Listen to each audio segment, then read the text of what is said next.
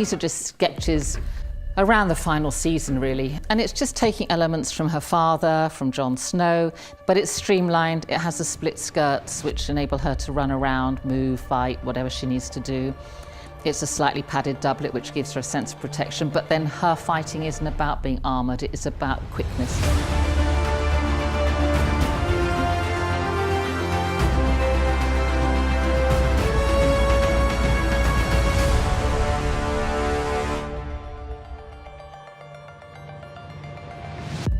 When I start thinking about costumes for the particular episodes, I start by drawing. I always draw my own drawings. And particularly with the bells, I wanted to go back to King's Landing when I first started.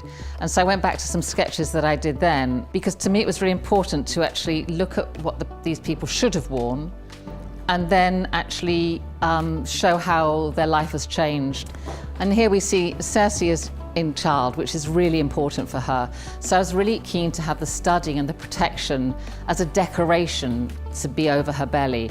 And then I wanted also this long, long chain with a disc with the Lannister line on the belly, again protecting it and signifying that this is the future. And then it was really interesting, we did a red version, a black version, and then an ombre where the red is like creeping up the dress. There's a play between her being in mourning, but also having the strength of her house colour. Daenerys, her final costume went through quite a long, intense period of trial and error. And slowly as we developed this, we then started moving into the black and red, which is where we ended up going much more clearly. But again, she still keeps her trousers and her boots underneath. And then obviously the chain of office and the cape, which gives us a sense of movement. And I think we worked on this over a period of sort of 3 or 4 months.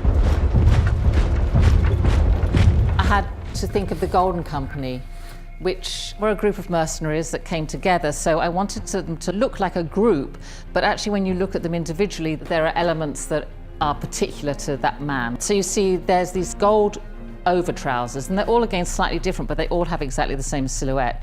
And the boots are very important. Some are old and some are new, depending on when they've joined. And then each armour is gold in colour, but actually again there are individual details. And then we have this gold cloth tied to the helmet so that when they're riding, they see the cloth and it gives movement. And I think we had in the end about sort of 8 or 9 styles. You look at them and you think they're all the same, but when you look at them, they're not. They're a group that have come together.